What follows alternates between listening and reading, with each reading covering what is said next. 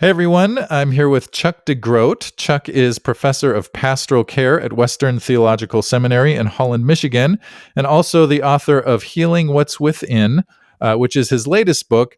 You may also know his work in regard to When Narcissism Comes to Church, which came out several years ago. And also, let me just mention before I start talking with Chuck, he was on my podcast several years ago, episode 82, where we talked about narcissism and spiritual leadership. So, Chuck, welcome. How are you doing? Yeah, good, Marcus. Good to see you again. Yeah, I'm so glad to have you back. Tell us just kind of briefly what you do. Yeah, well, I sometimes borrow Henry Nouwen's. He used to call himself a hyphenated priest, and a priest psychologist. And I've always sort of seen myself as hyphenated in the sense that I was a pastor therapist for a long time. Now I suppose I'm more of a therapist professor these days, although so much of what I do involves pastoral work as well, and so. Yeah, I've had this sort of hybrid life where I've gotten a pastor and counsel and consult for the church and teach at a seminary, and I'm now the executive director of a clinical counseling program here at the seminary. So I don't know what I'm doing to myself. I just keep on putting on more hats, it seems. But, and I'm a writer too, I suppose. Yeah, that's great. Yeah. Well, and I'm looking forward to talking about not just your latest book, but just the whole, just the significance of healing. Let's just use the title of your book, Healing What's Within, right? Because we all have something inside of us. Yeah. And as pastors, most of our audience is pastors and ministry leaders. Anyway, I think it's so important because it's the part that we so easily dismiss or bury or try to hide. And so, and a lot of us have gone through really hard things, and you have. And so maybe if you wouldn't mind just kind of starting, you start in your book talking about getting fired from a church, which some of us have, including myself, have been through. And so maybe tell us a little bit about that experience. Yeah. I don't get into it a lot, in part because I want to quickly sort of pivot to what lingers after something like that. But it was, a challenging experience. That I was a young pastor. The short of it was there was some conflict with the senior pastor around philosophy of ministry, among other things, direction, and it didn't end well. And I carried that pain for a number of years. I at times I process it here and there, but as many of us do in situations like this, even though I'd been in therapy, I'd gotten a degree in therapy, I buried some of it and put my head down and started working hard. And it caught up with me. That was in 2003. In April of 2012, we're on vacation in Mexico, and I land in a hospital. It turns out I had gallstones, but when they went in, they discovered that my system was septic. And I really learned the embodied meaning of that book title, The Body Keeps the Score. And so, even though I was one who talked a lot about, in various settings, about self-reflection, understanding ourselves, doing our own inner work, growing emotionally, growing spiritually, I think I'm an example of someone who can do a level of that work and yet ignore some deeper stuff going on inside. Yeah.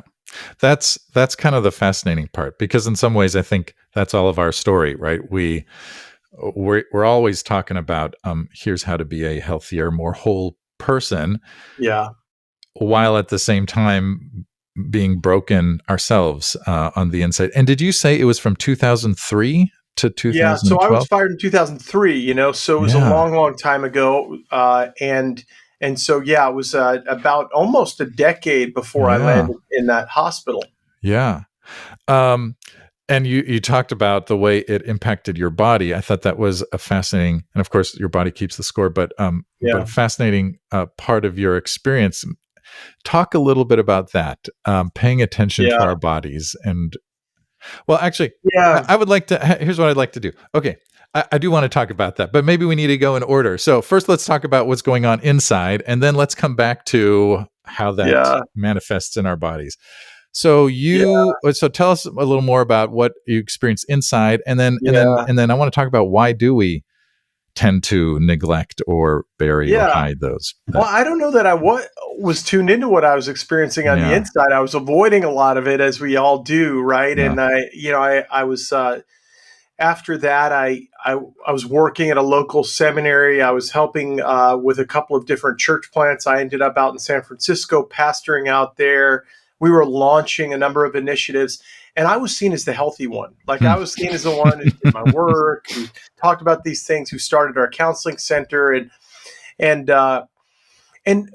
yet when I'd go to therapy, and that's the other interesting thing, is I was in therapy. I was processing some of these things. Yeah. I'd invariably go in and say, I want to talk about this person I'm mad at, and that person I'm mad at, and that situation that happened a long time ago. And the therapist would attempt to redirect me to what was happening within. But I think I was fairly resistant. And I think I was just really uncomfortable with the level of confusion and shame and grief. I mean, I think I really held it in my body as profound shame. I felt like a failure. Now, there was no moral failure or anything like that, but I really felt like, man, this is a mark on my sense of identity almost, that I was fired. I'm a failure. Right. And so I carried around a lot of shame that I think remained buried, and shame that, frankly, I just didn't want to talk about. So I felt pretty good, as a lot of us do in ministry, doing things where there were some successes. I mean, we were at San Francisco. We were launching some really cool initiatives. I felt like, wow, well, look at me now. I got things pretty together. Well, it turned out I didn't. Yeah. So, right. Yeah. When you go through that kind of stuff, it is very clarifying. At least it was for me. Like in terms of it pulls back the curtain or pulls off the mask that we, the false self that we present to the world and to ourselves, and we think that this false self is me, and then all of a sudden you're like, wait a minute, there's more. Maybe this isn't who I am. This successful, effective leader or whatever. Okay, and then you talked about and then let's talk about the body, because I had a therapist who worked with somatic experience, and so he would, as we're talking, like I'd make a motion like with my fist or something. He's like, okay, wait, hold that, and then what are you feeling? And anyway, but that's one version of our body and manifestation. But you really went through something. Talk about our bodies and how that manifests. Yeah, well, you had a therapist that was tuned into your embodied experience. A lot of therapy is tuned into what happened to us in the past or what happened in our family of origin. And I think you probably had a therapist who was tuned in a way that I may have needed back then.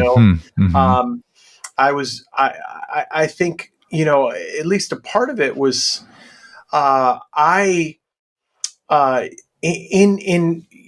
a cost there's a tax you pay when you repress all of that, when you don't go there, when you don't grieve in the ways you need to grieve, when you don't, face the depths of your shame. And then for me, when you push forward in chapter 3 of the book, that's where I really get into this stuff. I say, within us, there is this engine called the autonomic nervous system. And that engine, when it's running well, a phenomenon called ventral vagal, it's when we're centered, when we're grounded, as Paul would say, when we're rooted and grounded in love, well, we feel pretty good. We feel creative and connected and playful, and we're flourishing. But oftentimes we get pulled into an engine that runs too hot, or an engine that really doesn't run at all. My engine was running hot. I was in sympathetic activation. I mean, my engine was, I call this shorthand, I call it storm, sympathetic storm. In other words, I was just going, put my head down, charging ahead. Probably a number of your listeners can relate to that. Yeah. But it became chronic. There's seasons when we have to sort of push hard, right? I mean, we all have experienced seasons like that. But what happens when your body adapts to chronic sympathetic activation? Well, there's a tax to pay. And, when the doctors were doing my surgery, of course, I'm down in Mexico. So I can't even speak the language. I know some words here or there, but, when they get a translator sits down with me and says, we can't let you go. Your system is septic. We need to keep you at least a couple of more nights, and you're not going to be able to leave Mexico for at least, 5 days total. Yeah.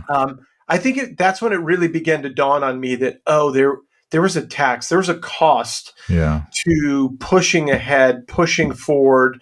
And so, over the last, 13 years or so now, I've been engaging a different kind of work where I've looked inside it, lifted the hood, looked at that autonomic engine within to say, how can I live in that more rooted and grounded place instead of getting pulled back into that sympathetic storm? Yeah. How long did it take you after your sepsis and just that experience to begin to realize was it like immediately, there's something, or what was that process like coming out of that? I think there was significant disorientation after that. I wasn't quite aware of what was going on, but I knew something was wrong. And I think my first sense was, I don't know that I can do this work here in San Francisco. I mean, I loved San Francisco, loved my colleagues, but I was pushing pretty hard. And if you know anything about San Francisco, high cost of living, everyone's pushing really hard. And I knew I needed to slow down. Then after that, we have a partnership with Western Theological Seminary here in Holland. I ended up moving out to Holland, Michigan, where, the lifestyle, I'm in the Midwest now, right? Yeah. The lifestyle was different. And I noticed that even after I moved, my body was still in that stormy state, and that's when I began to wonder, like, this isn't about geography at this point. This is about me. And so I need to start paying attention. And that's where a different kind of work began, as I began to intentionally, through a number of different practices and work, kind of slow down that revving engine. Yeah. So what was it that needed to heal inside of you? Was it just the firing, or was there more? Like, did the firing just sort of stir this up, which ended with sepsis, or what was that? Yeah, I mean, at least part of the work in this book is to define what trauma is. A lot of people talk about trauma these days, right? And I really wanted to sort of provide a bit of a biblical framework for it, but no less a psychological framework. Trauma is really Greek for wound. And so what was unaddressed was this wound that was left behind to some degree, right? I wanted to go back, and I wanted justice. I wanted to see something happen to the senior pastor who fired me. And I think sometimes when we're hurt in these ways, when we've experienced spiritual abuse, it's like the only way for me to get to a place of healing is for there to be justice. And I get that, that instinct. And I think that that's an important process and conversation to have. I'm involved in lots of situations like that, obviously, with the narcissism and spiritual abuse work. But I had to turn my attention from what happened to me to what was happening within me.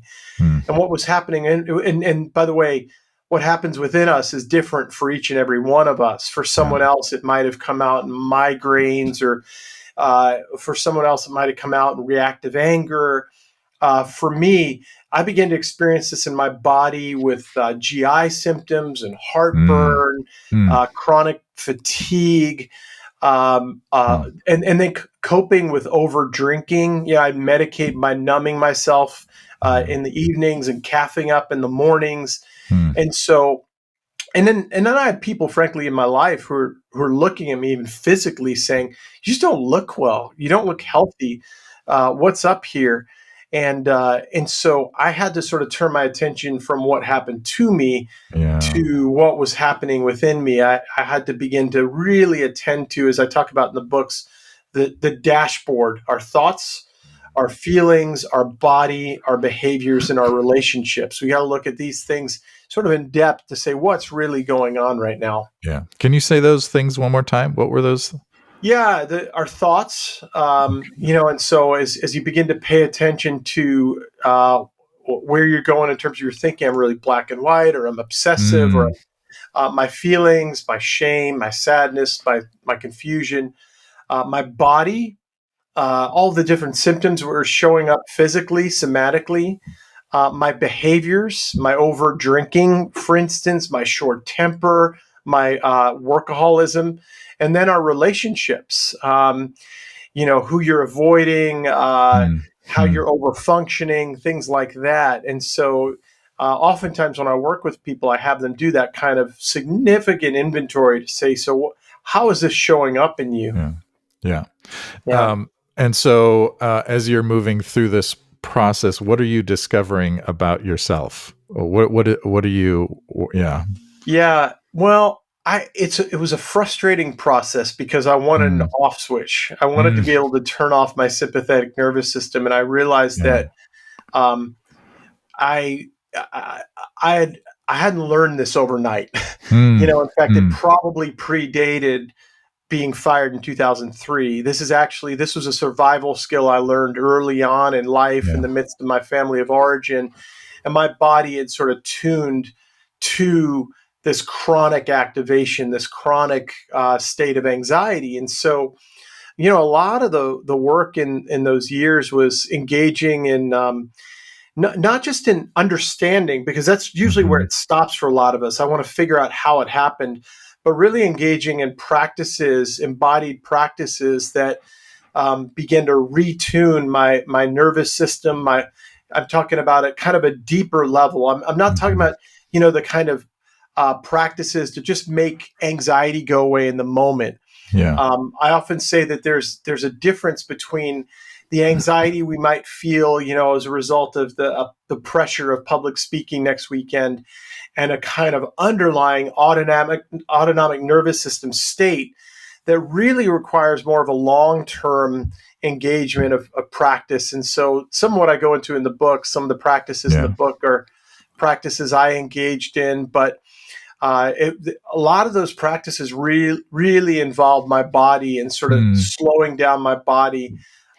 There was a season, though, there where, I teach at a seminary, and every day at 1 in the afternoon, I would close my door and I'd close my shades and I would engage in some meditative and contemplative practice. And inevitably I'd fall asleep. And my wife just remembers that season as a season where I almost went to the opposite extreme. My body was like saying, "You're exhausted, Chuck. Like, it's time to stop. You are exhausted." Wow. So I'm wondering, for those of us in ministry, and what do we need to be paying attention to? We all have something. Maybe we haven't all been fired, but we've all got something. There's always something to process, something that needs healing. What do we need to be paying attention to? Yeah.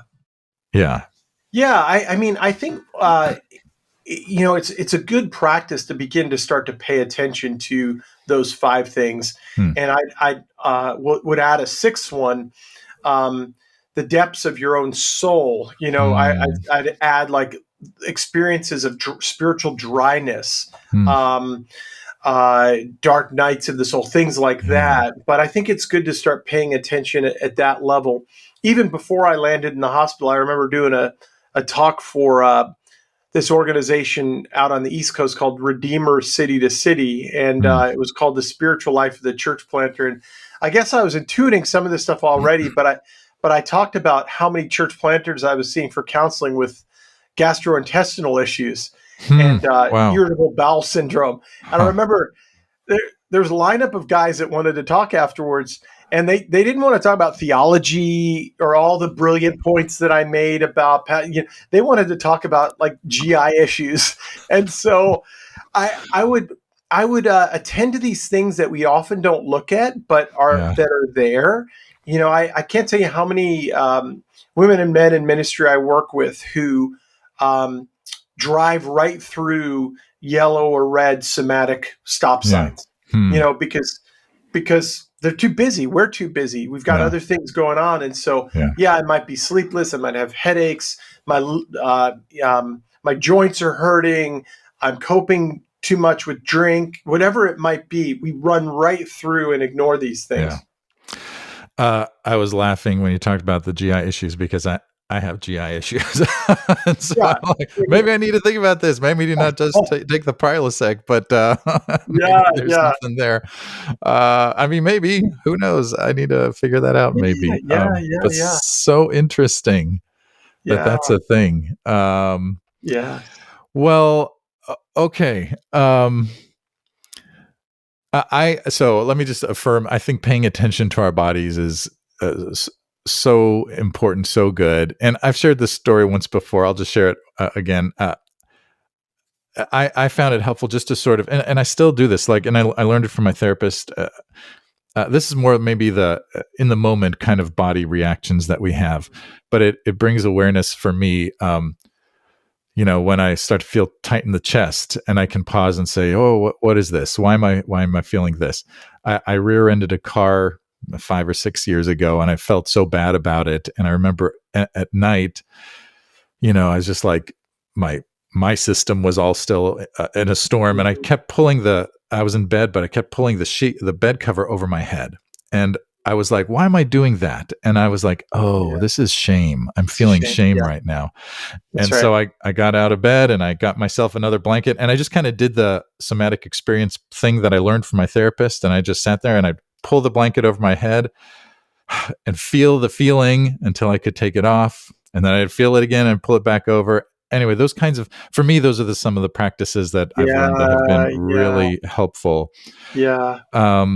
Maybe share some practices that you have found, and in working with pastors. You work with a lot of pastors. What are some of the practices that you've seen that are helpful?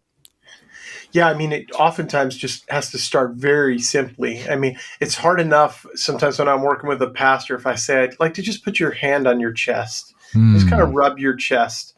I feel very vulnerable. I mean, I remember my mom when I was sick, when I was really, really young, rubbing my chest with Vicks Vapor Yeah, Rub. You remember yeah, that back yeah. in I the day? I don't know do. if they still have It was that, so but nice. I think so. yeah, but that practice alone, Hmm. I sit with a lot of pastors, frankly, and we do these 5-day intensives, and the tears will start to come almost right away. There's something vulnerable. I'll sometimes Hmm. have them put their other hand on their belly and their abdomen, and that beginning to attune to one's body, to what you're feeling in your heart. It feels really vulnerable because we've learned to live in Hmm. disconnection. So we'll often start there. There's some Hmm. breathing practices. Sometimes pastors, when I work with pastors, they're helped by scripture or words that come from the tradition. There's a Celtic prayer that I use, and I'll have them engage in a breathing practice. Calm me, O Lord. Inhale Hmm. as you still the storm. Hmm. Still me, O Lord. Inhale. Keep me from harm. Those practices start to slow our body, slow our nervous system, and retune us toward to center, to what I call home. The ventral vagal system is your connection center, so to speak, within, and Yeah. it takes us online again. It allows us to begin to connect. There are a number of practices that orient us more toward connection when our bodies, my body, lived in survival for such a long time. Hmm. And of course, if you're tuned into, I just read, maybe you've seen it, Rowan Williams' newer book called "The Passions of the Soul," Hmm. where Okay. he's talking about the Desert Fathers, Evagrius, Cash, and others, and their work with the deadly sins, their work with Yeah. various practices. I was reading that and I thought, oh, they were working with nervous system dysregulation. They just didn't Hmm. have language for it, but they Yeah. were working with breath and with body, and they were Right. noticing certain reactive tendencies Yeah. so that they could shift into a different state. It's really about state. It's about shifting Hmm. from states of storm, what I call storm and fog, that kind of hyper arousal, hyperactivity, and hypo arousal, Yeah. to a place of center, Yeah. calm, Yeah. connection, Yeah. and that really slows us down. And you begin to, I don't know about, I won't speak for you or anyone else. For me, I begin to like crave being in that place. Like I want to live centered or rooted or grounded in love. Yeah. Yeah. Absolutely. Absolutely. It is amazing how simple practices can help us find that place. I think it's just a reflection of how we were created in some ways, right? Also, kind of encouraging to hear that these kinds of practices that we now have language for have been a part of human history, let's say, in various forms. Because sometimes I would feel bad for people, pre-20th century who didn't have some of the things that I've learned, or even pre-21st century, maybe. So yeah, that's a good reminder that human beings have known this in one way or another for a long time. That's right. That's right. Yeah. And I think particularly, for those of us in and around the church, people who maybe are a little bit nervous about psychology, or, they hear things like the Enneagram, or, attuning to your body, and they're like, that's just a bunch of psychological, hypertherapeutic mumbo jumbo. Yeah. And I want to say, we're really working with things that are rooted in some ancient wisdom around silence and solitude and breath and attunement to particular states that you find yourself in. I mean, my sense of Evagrius and Cashin and others is that they're really attuned to states of pride or greed or avarice, and they knew when their bodies were shifting into these places. And so, we're doing it. I don't want to make too much of it, but I think in some ways we're kind of standing on the shoulders of folks like that, engaging in that kind of work. Yeah, that's great. One of the things you also talk about in one of the chapters is addiction, which is kind of a body thing in some ways. It depends on what it is, but in a way, I think maybe it always is. But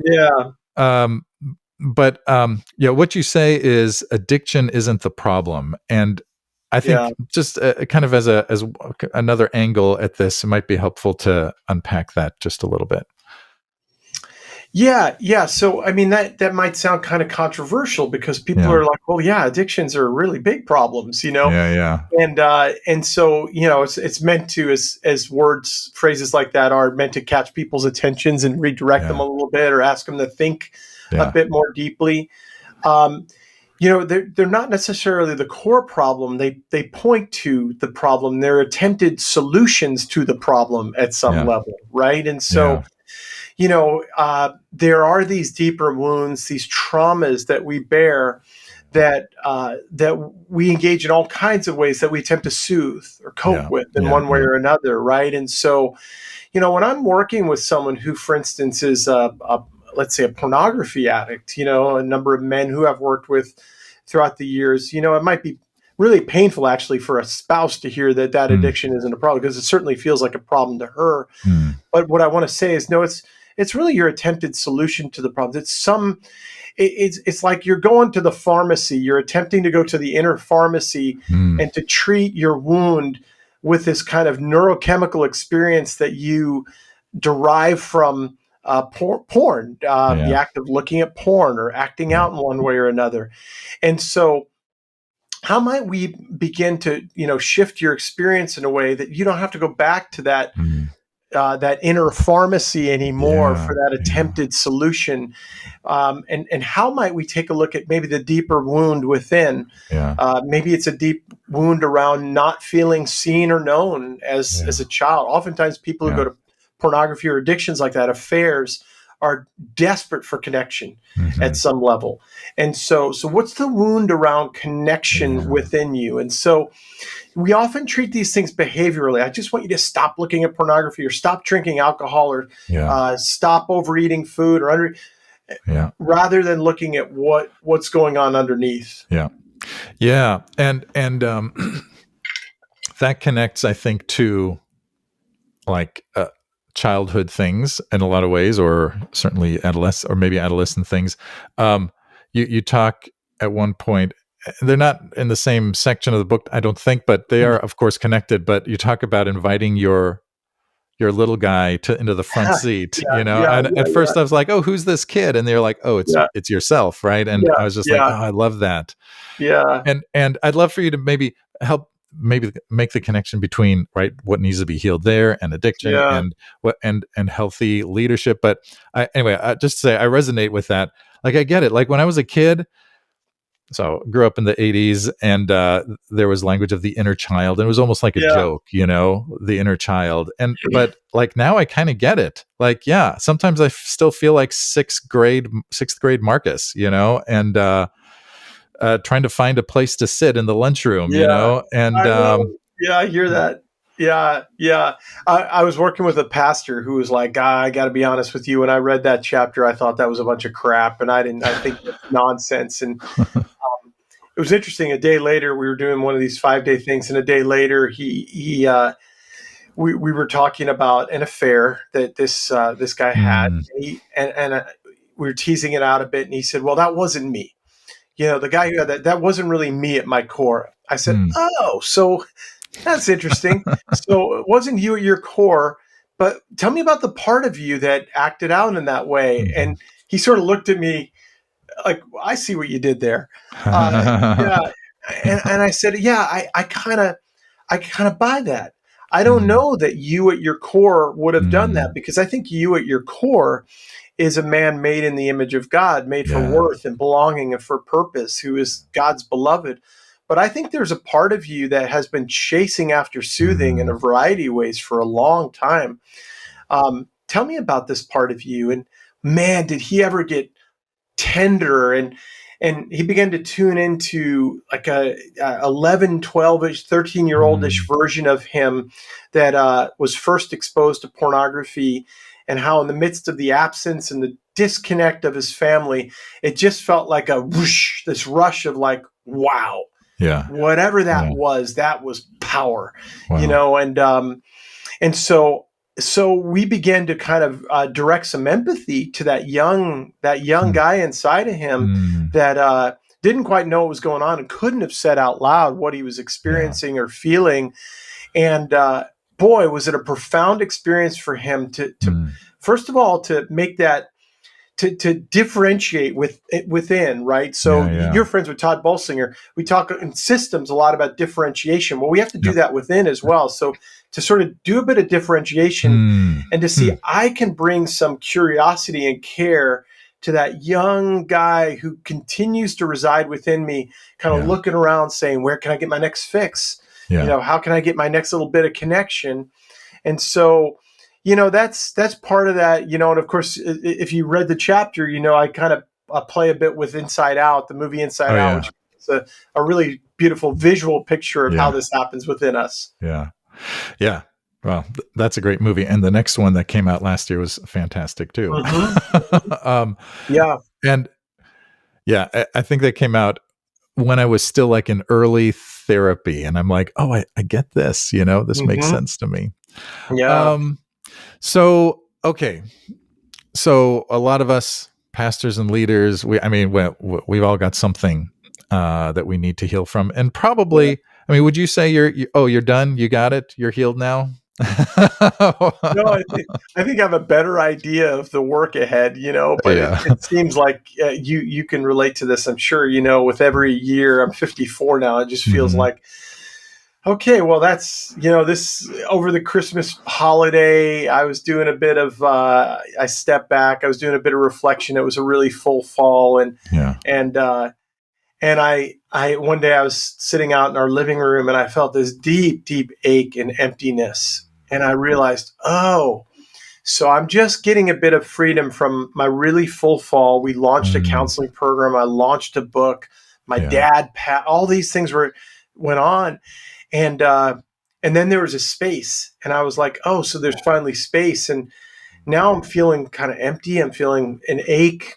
So, okay. So time to pay attention. Put my hand on my chest, said hello to that ache within, and got curious. It just keeps going and going and going. I think I've heard it said it's like pulling back layers of an onion, and you just kind of keep pulling back layers. And okay, so then for all of us who are listening, and all of us who are leaders and pastors, right? The work is ongoing, probably never ends.